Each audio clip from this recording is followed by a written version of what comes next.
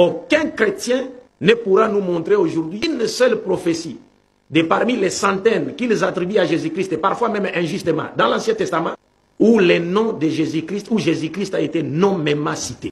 Ça n'existe pas. Jésus-Christ, ou encore en hébreu, Yeshua HaMashiach. Ça n'existe nulle part. Alors si Jésus n'a jamais été nommément cité dans l'Ancien Testament, qui leur donne le pouvoir, le droit de dire que telle prophétie dans l'Ancien Testament parle de Jésus? Si vous êtes nouveau sur la chaîne, n'oubliez pas de vous abonner et d'activer la notification pour ne rater aucune de nos prochaines vidéos. C'est le grand tonnerre du parle maintenant.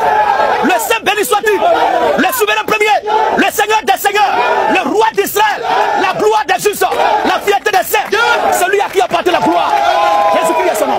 Alors il est écrit, la femme dit à Jésus, je sais que le Messie doit venir. Je sais que le Messie doit venir. C'est lui qu'on appelle Christ. C'est lui qu'on appelle Christ. Quand il sera venu, il nous annoncera toutes choses. Il nous annoncera toutes choses. Jésus lui dit, je le suis. Je le suis. Moi qui te parle. Moi qui te parle. Je suis le Messie. Alléluia.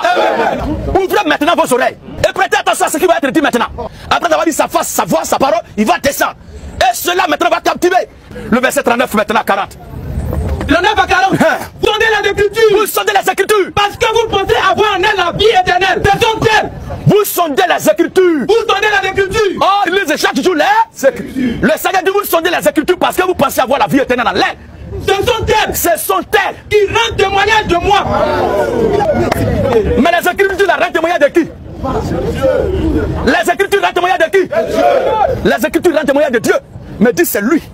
Il veut que vous remplacez Dieu là par lui maintenant. Et vous ne voulez pas venir à moi. Vous ne voulez pas venir à moi pour avoir la vie. Continue. Je ne tue pas ma gloire des hommes. Je ne tue pas ma gloire des hommes. Mais je sais que vous n'avez point en vous l'amour de Dieu. Vous n'avez point en vous l'amour de Dieu. C'est la haine, frustration de ce qui est arrivé à vos aïeux, privés de la sainteté suprême. Car si vous croyez en Moïse, vous me croiriez aussi. Parce qu'il a écrit de moi. Parce que si vous croyez en Moïse, vous me croiriez aussi. Parce que Moïse là a écrit de moi.